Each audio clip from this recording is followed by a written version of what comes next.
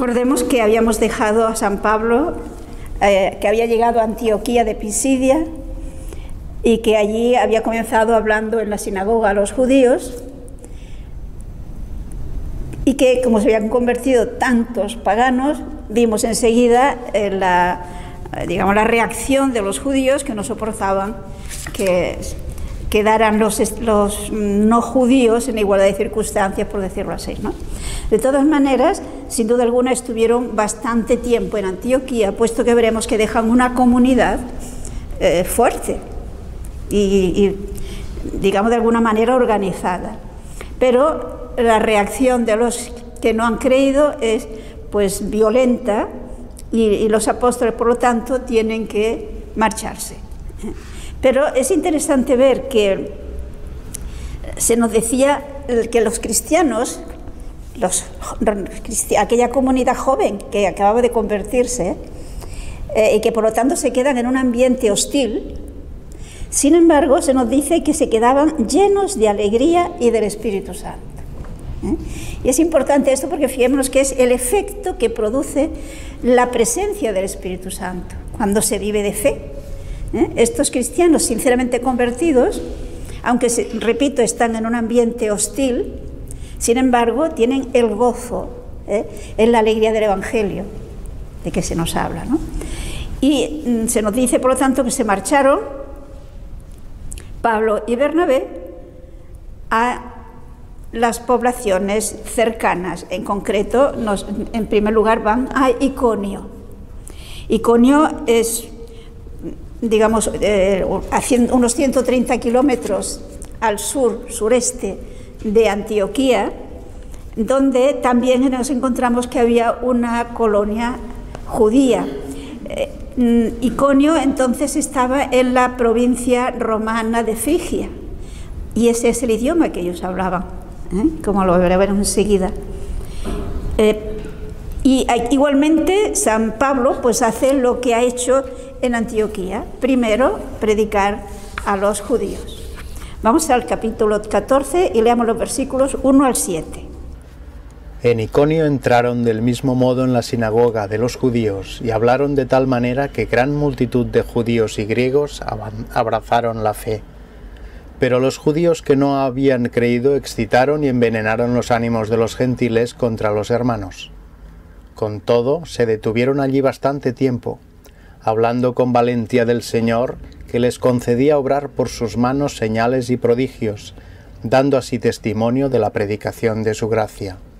La gente de la ciudad se dividió, unos a favor de los judíos y otros a favor de los apóstoles. No sé si se han fijado que aquí Lucas llama apóstoles a Pablo y a Bernabé. Pero si se acuerdan, ni Pablo ni Bernabé habían formado parte del grupo de los apóstoles en tiempos de Jesús. Por lo tanto, vemos que el grupo de los 12 apóstoles no era un grupo cerrado, se van incorporando otros. Y en este caso vemos que Pablo y Bernabé, sin ningún problema, les llama en varias ocasiones, Lucas les llama apóstoles, Pablo y Bernabé. Bien, entonces se han marchado, como digo, de Antioquía y llegan a Iconio. Y fijémonos que San Pablo no le ha desanimado la reacción de los judíos en Antioquía. El hecho de que los judíos les respondan con esa actitud agresiva. Él tiene muy claro que los judíos son los primeros que tienen, por decirlo así, derecho a recibir el Evangelio, porque son los que han aceptado y están preparados desde el tiempo de Abraham. Por lo tanto, son los que, en principio, lo normal es que sean ellos los que acogen el Evangelio. Ellos conocen el Antiguo Testamento.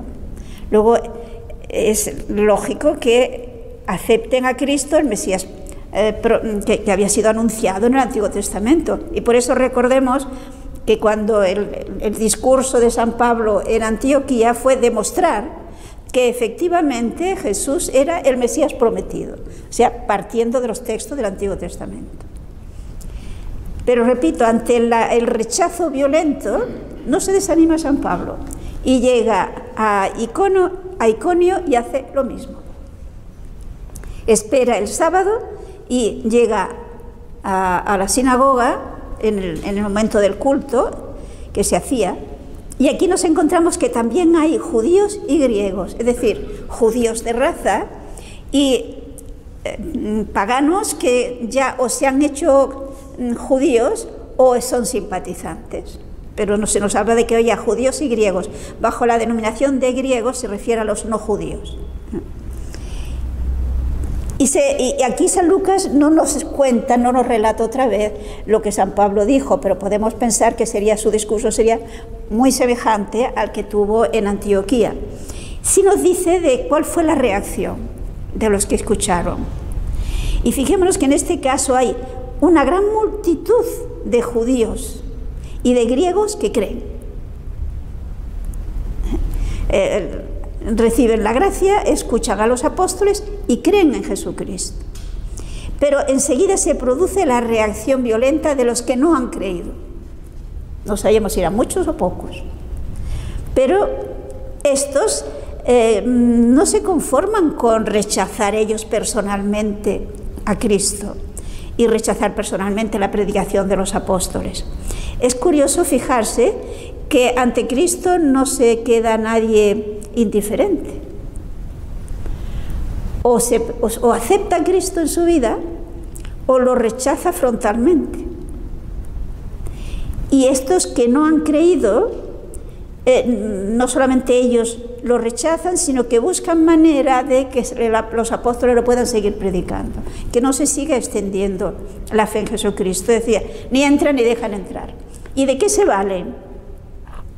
Pues fíjense que nos dice que exacerbaron los ánimos de unos gentiles, es decir, ellos que eran totalmente enemigos, digamos, no compartían nada con los gentiles, sin embargo, para esto los buscan.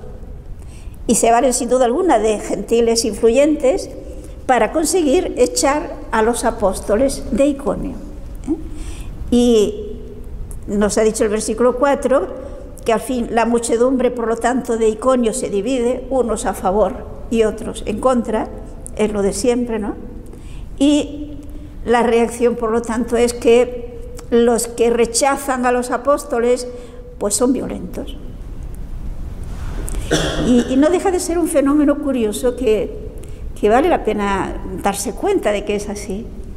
El que acepta el camino de Dios, diríamos, es pacífico.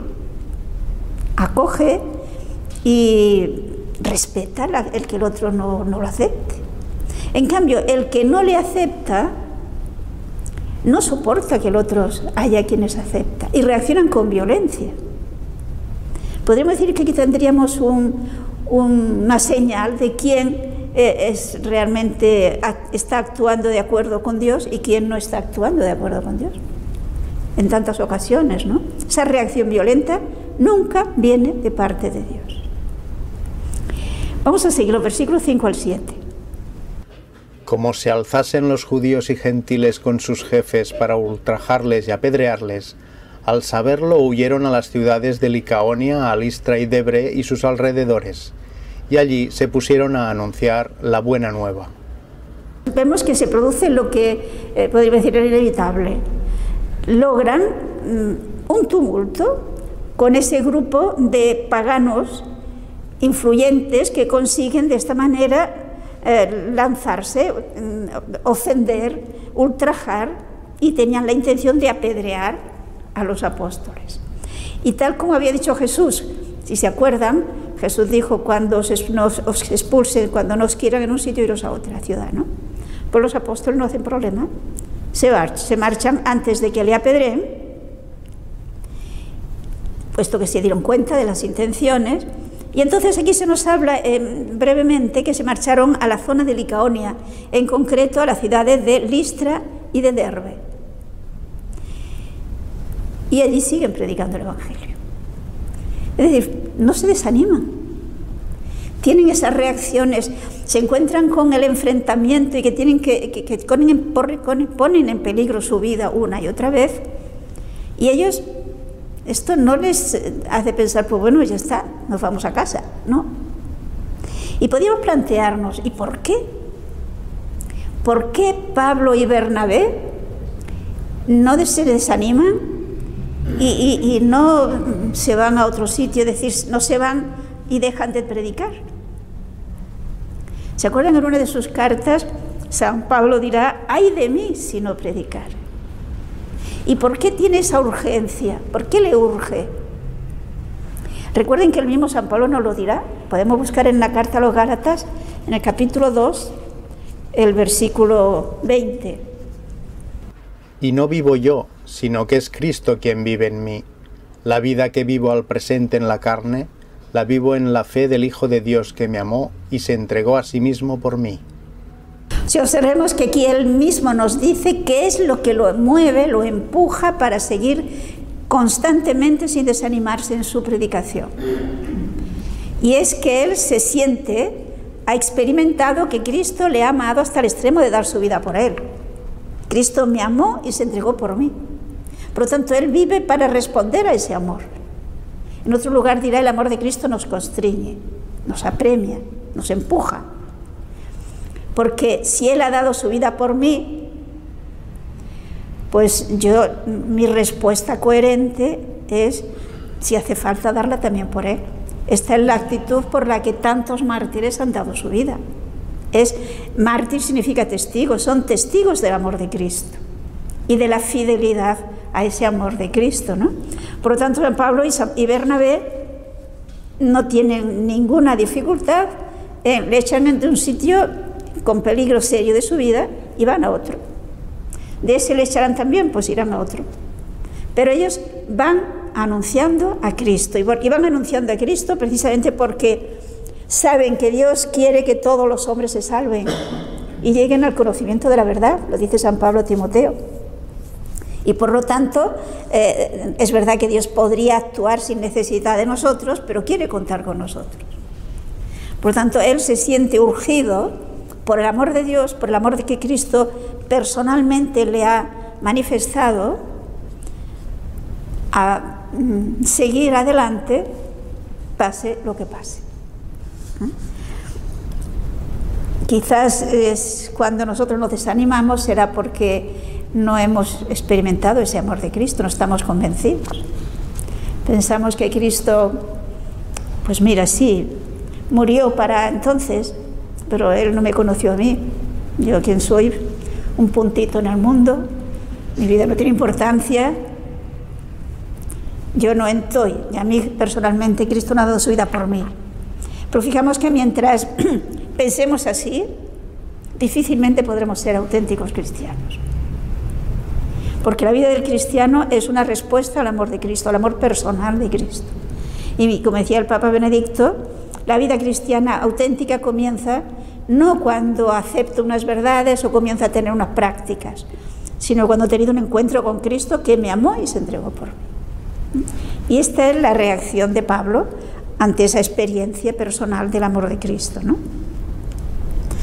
Por lo tanto, tenemos a Pablo y Bernabé que se han marchado a Listra y a Derbe.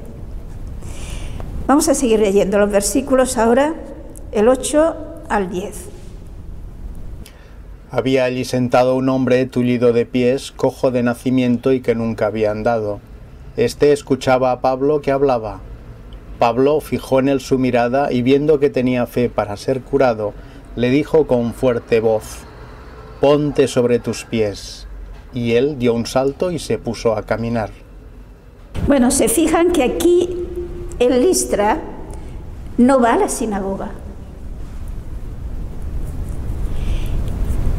¿Y por qué? Pues porque en Listra no había comunidades judías.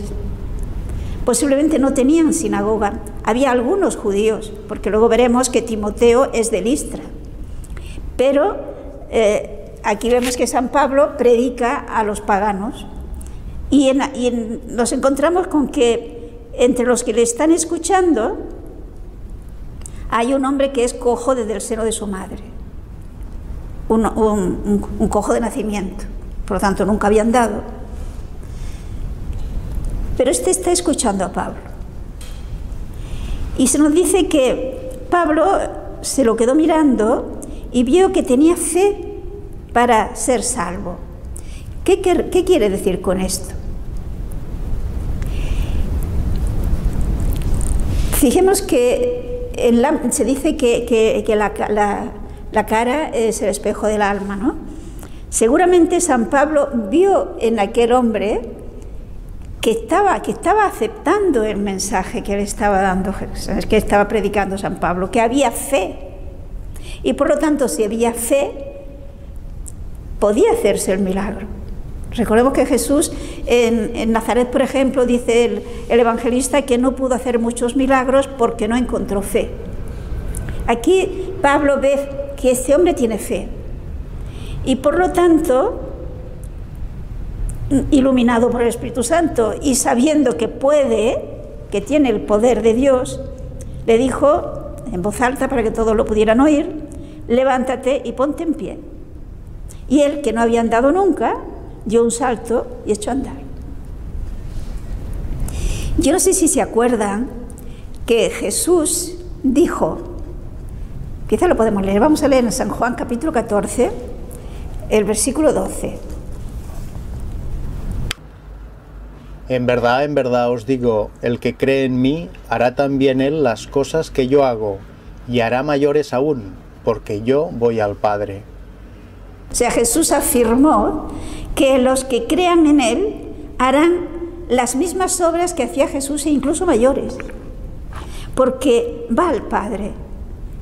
Y por lo tanto es en nombre de Cristo que los apóstoles y muchos santos a lo largo de la historia, y si tuviéramos fe también lo podríamos hacer nosotros, obraban milagros.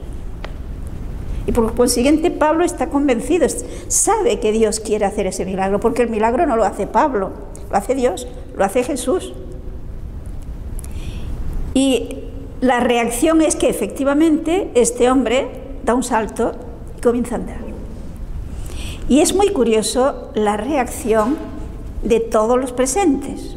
Pensemos que eran paganos, que eran politeístas, creían en muchos dioses. Y por lo tanto, lógicamente, ellos perciben este hecho desde su mentalidad de paganos. No habían tenido tiempo de dejar de ser paganos. Creo que lo vemos, ¿no? Y veamos cuál es la reacción. Leamos en principio los versículos 11 al 14. La gente, al ver que Pablo había hecho, empezó a gritar en Licaonio: «Los dioses han bajado hasta nosotros en figura de hombres». A Bernabé le llamaban Zeus y a Pablo Hermes, porque era quien dirigía la palabra. El sacerdote del templo de Zeus, que hay en la entrada de la ciudad, trajo toros y guirnaldas delante de las puertas, y a una con la gente se disponía a sacrificar. O sea, con su mentalidad pagana, piensan que Pablo y Bernabé son dioses en forma humana. Y como que quien llevaba la voz cantante, quien hablaba, era San Pablo, pues le llaman Júpiter o Hermes, que le traducen en mi Biblia. Depende del nombre que le daban en Licaonia o en Roma, ¿no? Para los romanos. Y como que se pensaba que Júpiter o Hermes era como el mensajero de los dioses, pues Pablo era Hermes y Bernabé, en este caso, le llamaban Zeus. Y la reacción lógica es, pues si son dioses, pues hay que ofrecerles sacrificios. Y aquí tenemos que la muchedumbre los aclaman como dioses, pero los apóstoles no se dan cuenta. ¿Y por qué no se dan cuenta? Porque nos dice San Lucas que hablaban en licaonio y San Pablo no conocía el idioma. Por lo tanto, solo se da cuenta de lo que están entendiendo y de lo que van a hacer cuando los ve que vienen con los toros para ofrecerles el sacrificio. Por esto lo dice que trajo toros enguirnaldados, porque era el animal que se ofrecía a estos dioses, y estos los adornaban con coronas y tal, ¿no? Y vienen a ofrecérselo en sacrificio a Dios. Por lo tanto, fíjense a Pablo y Bernabé. O sea que se trataba de un acto de idolatría. Y lógicamente los apóstoles eso no lo podían aceptar. Pero a ver, ¿cómo se hacen entender si no hablaban su idioma? Seguramente, aun cuando su idioma, digamos, materno era el licaonio, algo de griego debían entender, o de latín. No olvidemos que el Imperio Romano había extendido allí, o sea que pertenecían al Imperio Romano. Y por lo tanto San Pablo seguramente les habría hablado o en griego o quizás en latín. Porque, como saben, el idioma de los romanos era el latín, pero ellos divulgaron el griego. Y en el Imperio Romano pues se hablaba también el griego, como idioma culto, por decirlo de alguna forma, ¿no? Y si no lo hablaban, al menos lo entendían de alguna manera. Pablo de alguna manera se había hecho entender, pero aquí no, les costó bastante que se dieran cuenta de lo que estaban haciendo. Vamos a continuar leyendo. Al oírlo, los apóstoles Bernabé y Pablo rasgaron sus vestidos y se lanzaron en medio de la gente gritando: «Amigo, ¿por qué hacéis esto? Nosotros también somos hombres, de igual condición que vosotros, que os predicamos que abandonéis estas cosas vanas y os volváis al Dios vivo que hizo el cielo, la tierra, el mar y cuanto en ellos hay, que en generaciones pasadas permitió que todas las naciones siguieran sus propios caminos, si bien no dejó de dar testimonio de sí mismo, derramando bienes y enviándoos desde el cielo la lluvia y estaciones fructíferas, llenando vuestros corazones de sustento y alegría». Con estas palabras pudieron impedir a duras penas que la gente les ofreciera un sacrificio. Como ven los apóstoles, cuando se dan cuenta, lo primero que hacen es rasgar sus vestiduras. Con lo cual, la gente se podía dar cuenta de que algo no funcionaba, es decir, que estaban escandalizados. Es decir, como no entienden bien o no lo entienden con rapidez lo que el apóstol le iba a decir, ese gesto sí que lo entiende. Y fijémonos el argumento que emplea San Pablo. Primero, que ellos son hombres mortales igual que los demás y que por lo tanto ese acto, eso que iban a hacer de ofrecerle un sacrificio, es una idolatría, porque ellos no son dioses. Pero además les hacen ver que precisamente a lo que ellos vienen, lo que ellos les quieren enseñar, y que precisamente por eso se ha obrado ese milagro, es que dejen de dar culto a los dioses que no son dioses. Ellos le vienen a hablar del Dios vivo. Fijémonos en esta insistencia. Todos los demás dioses en los que ellos creían no son realmente dioses vivos, en el sentido de que no pueden actuar, porque no existen. En cambio, el Dios que él le predica es ese Dios que realmente es vivo y que por lo tanto es el que ha creado el cielo y la tierra y todo cuanto hay en ellos. Es decir, observemos que lo que insisten es en hablarle en Dios creador. Algo que hoy día también de alguna manera se pierde de vista.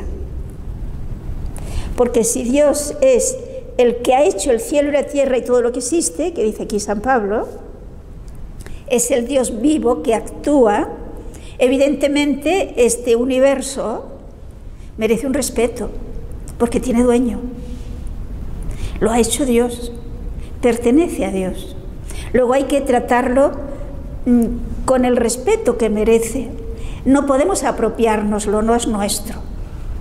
Y lo que tenemos que hacer es respetarlo, teniendo en cuenta lo que Dios quiere que hagamos en este mundo creado. Es algo que, como sabemos, el Papa actualmente insiste de un modo especial. Y nuestra sociedad, las personas que tienen dos dedos de frente, también insisten. Que el mundo no es nuestro, que el mundo tiene dueño y que el mundo merece un respeto. Y merece una delicadeza, merece cariño. Y que insiste además también que ese Dios que ellos no conocen, sin embargo, no los ha abandonado. También a través de ese mundo creado ha dado testimonio de él. Es lo que San Pablo desarrollará mucho más ampliamente en la carta a los romanos, cuando nos dirá en el capítulo 1 que los que no creen en Dios no tienen argumento, digamos, no tienen justificación, porque lo invisible de Dios, dirá San Pablo, se ha hecho visible a través de la creación. Por tanto, le ha dado testimonio a través precisamente de las lluvias, de los productos del campo, de la naturaleza. La naturaleza habla de Dios. Y por lo tanto, al crear la naturaleza y al concederles los frutos que produce la naturaleza, les ha mostrado que Dios estaba con ellos y que lo que quiere es la alegría de ellos. Es interesante este detalle, porque nos dice que ha hecho la dispensación de los cielos y de las lluvias y las estaciones fructíferas, llenando de alimentos y de alegría vuestros corazones. Eso es de Dios.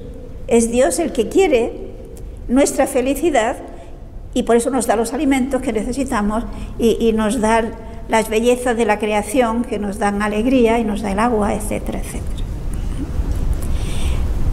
Nos dice San Lucas que, sin embargo, a pesar de todos estos argumentos y de todas estas reacciones, todas estas actitudes de los apóstoles, a duras penas consiguieron que la muchedumbre no les ofreciera sacrificio. O sea, fijémonos lo que es la mentalidad de masas, porque ahora veremos con qué facilidad cambia. De momento les toman por Dios y, hemos dicho, le quieren ofrecer culto como a tal.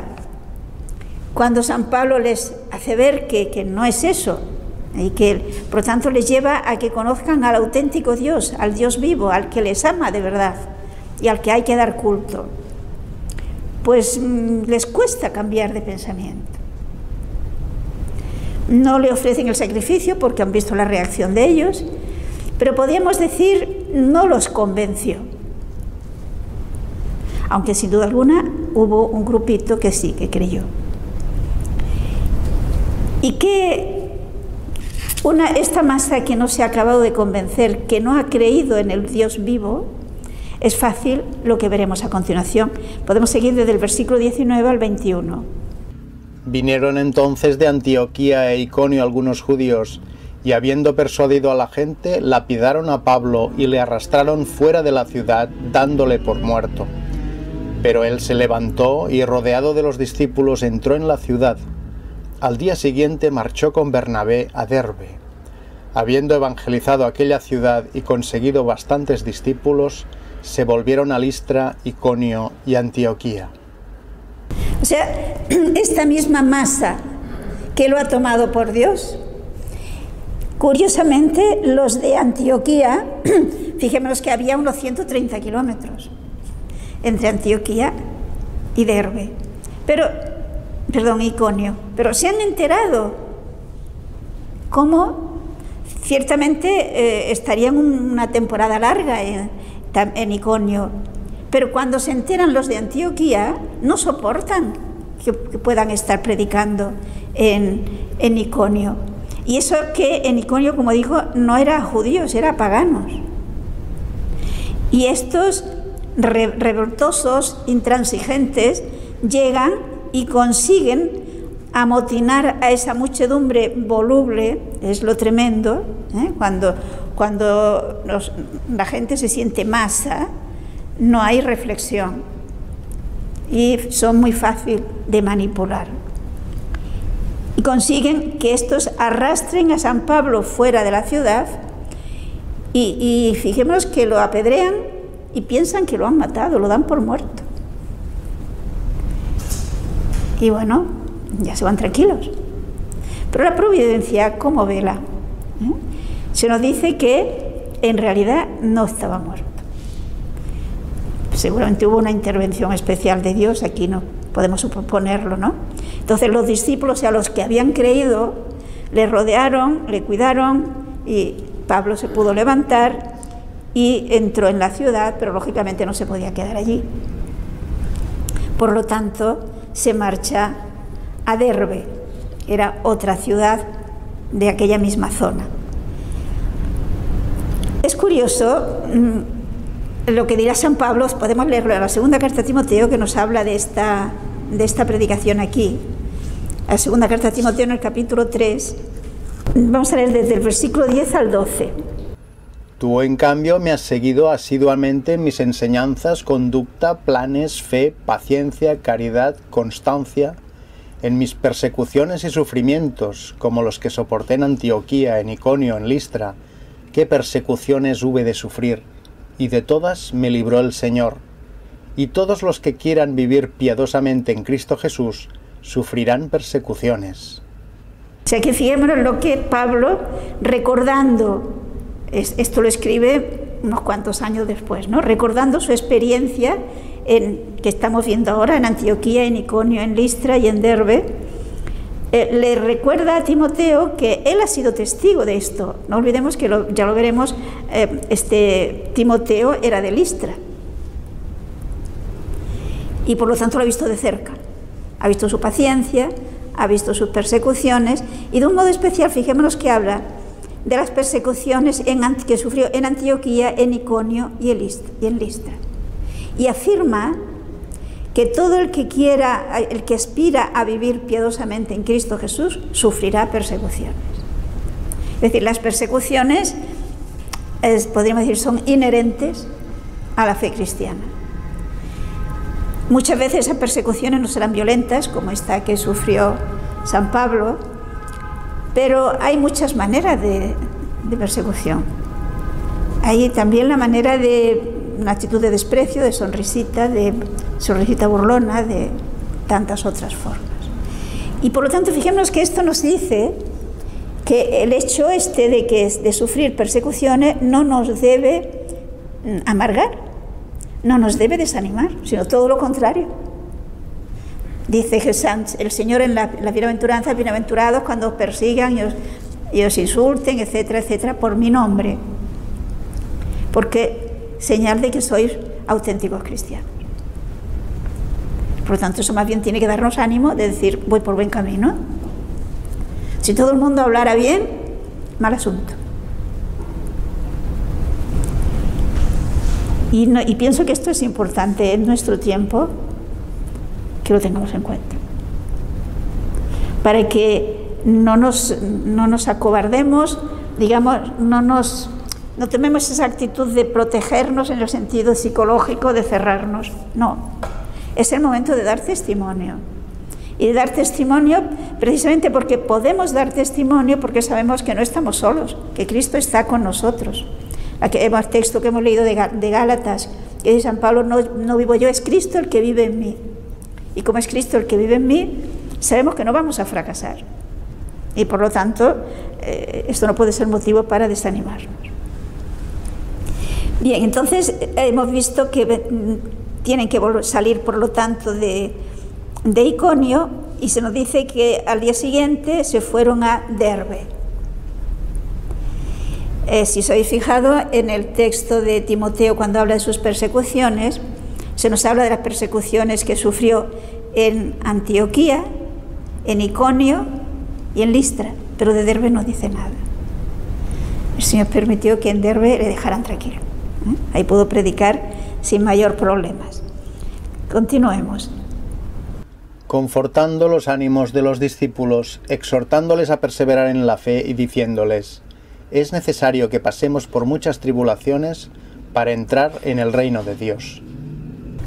Es decir, aquí vemos que, por lo tanto, en Derbe pueden estar un tiempo, están predicando y consigue conversiones. Y allí no encuentra oposición, no encuentra persecuciones. Tienen un tiempo, el Señor les permite que descansen también, ¿no? Y que puedan encontrar una actitud positiva entre los habitantes de Derbe. Pero una vez formado a aquella comunidad cristiana de Derbe, fijémonos la actitud de San Pablo, que es muy importante. Va a regresar, va a hacer el camino contrario al que ha hecho hasta ahora y va a ir a los lugares donde ha sido perseguido. Pero ¿por qué pasa por aquellos lugares? Fijémonos que ahora cuando va a Listra, a Iconio y a Antioquía, no va para hablar a los otros, sino que va para encontrarse con los cristianos y para formar a fondo a los cristianos. Porque Cuando hay conversiones, hay el entusiasmo quizás del momento de la conversión, pero lo importante es la formación a fondo, porque cuando no hay una formación a fondo de lo que significa ser cristiano, fácilmente podemos cambiar y es muy fácil que lo que había vivido anteriormente salga con fuerza y anule el Evangelio. Y por lo tanto San Pablo regresa por todos aquellos lugares para formar a fondo, repito, aquellas comunidades de Listra, de Iconio, de Antioquía. Pero además hace algo más en esas comunidades. Además de confirmarlas en la fe, de exhortarles a que hay que permanecer en la fe en medio de las tribulaciones, que son inherentes, que pues ya hemos dicho, también nos dice que les constituyó presbíteros. Es decir, fijémonos que deja aquellas comunidades de alguna manera inicialmente organizadas. No se nos dice que nombren ningún obispo, es decir, no hay una diócesis. Es un grupo de ciudades en las que al frente de cada comunidad hay un sacerdote, con lo cual les asegura pues el poder recibir los sacramentos, la Eucaristía, la penitencia, etcétera, ¿no? Aquí no se nos insiste de cómo consigue, de dónde saca a estos sacerdotes, pero sí se nos dice que les constituye presbíteros por la imposición de sus manos. Es decir, fijémonos que es el rito del sacramento del orden. Hay varios textos en los que San Pablo dice de una manera mucho más clara quizás que aquí ese rito del sacramento de la penitencia, del sacramento del orden. 1 Timoteo 4:14. No descuides el carisma que hay en ti, que se te comunicó por intervención profética mediante la imposición de las manos del colegio de presbíteros. Le dice San Pablo a Timoteo que no deje de lado, podemos decir, no olvide esa gracia que tiene, que la ha recibido mediante la imposición de las manos. En el capítulo 5 de la misma carta, fijémonos el versículo 22.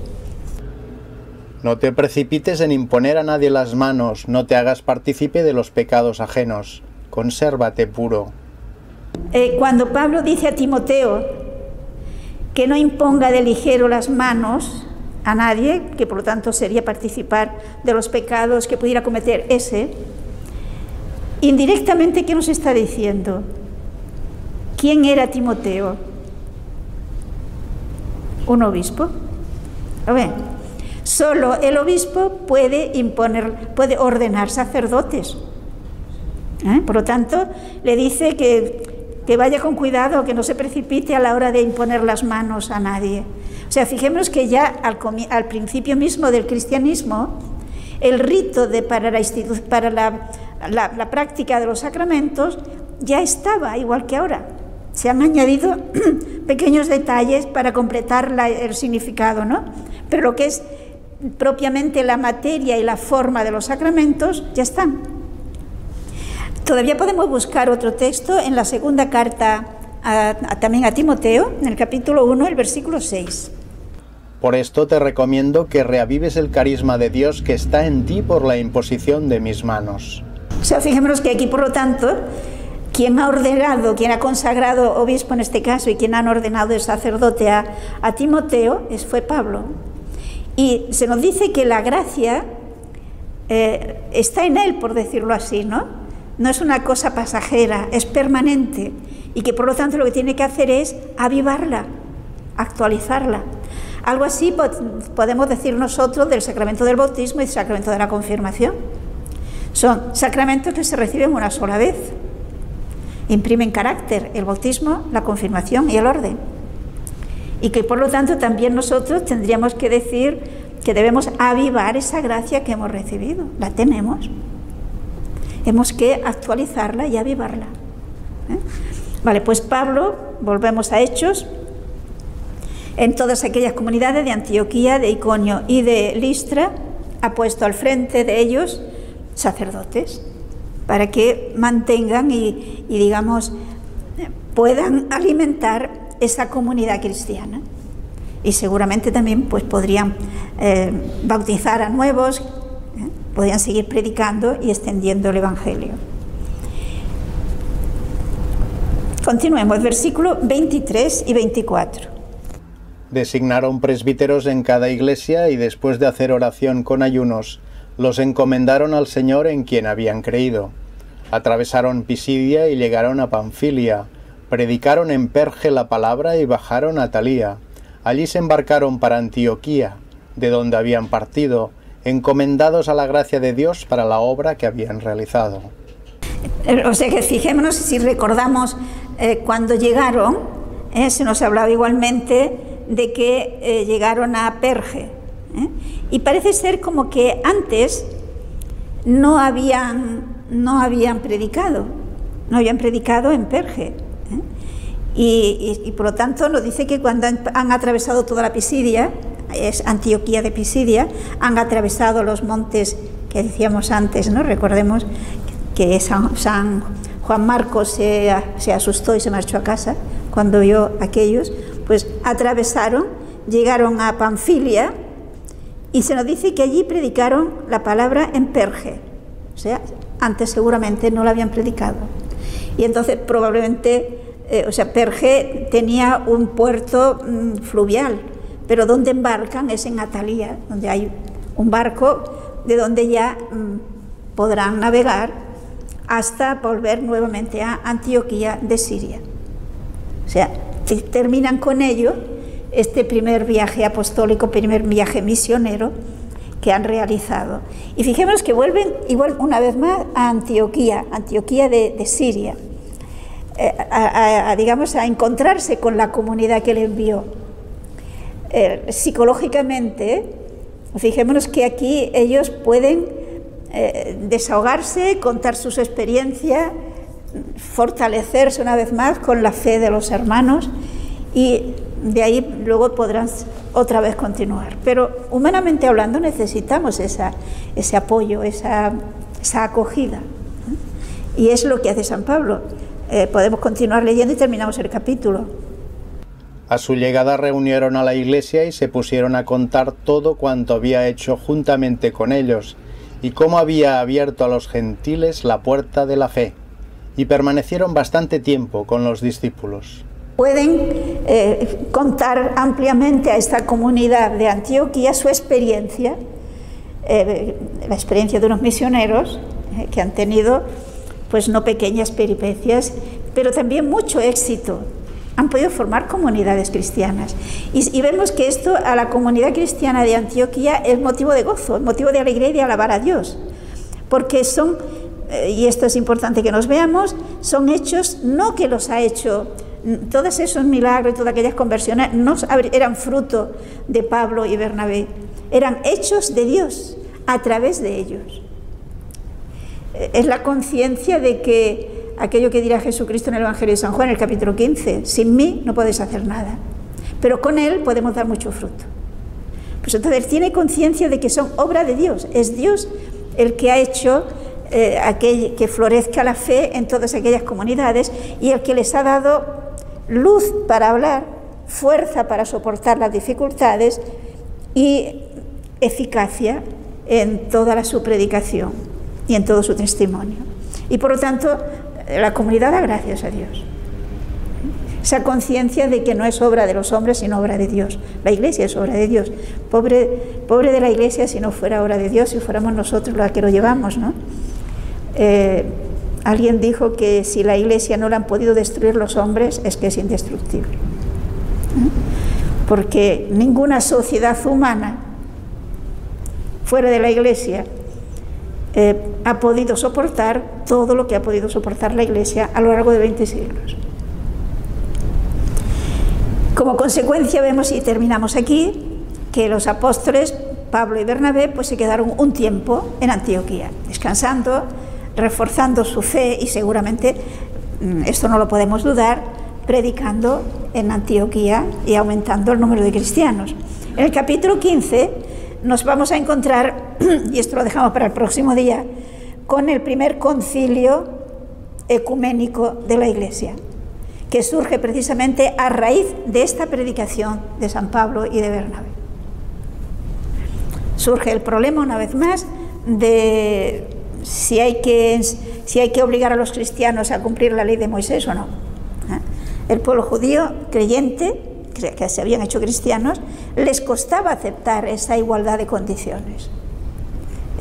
Algo que se les había predicado de tiempo de Abraham, hagámonos también cargo de ello, ¿no? Son muchos siglos de ir transmitiendo de padres a hijos la necesidad de la circuncisión y luego de las demás leyes, pues romper de pronto con esto no es fácil.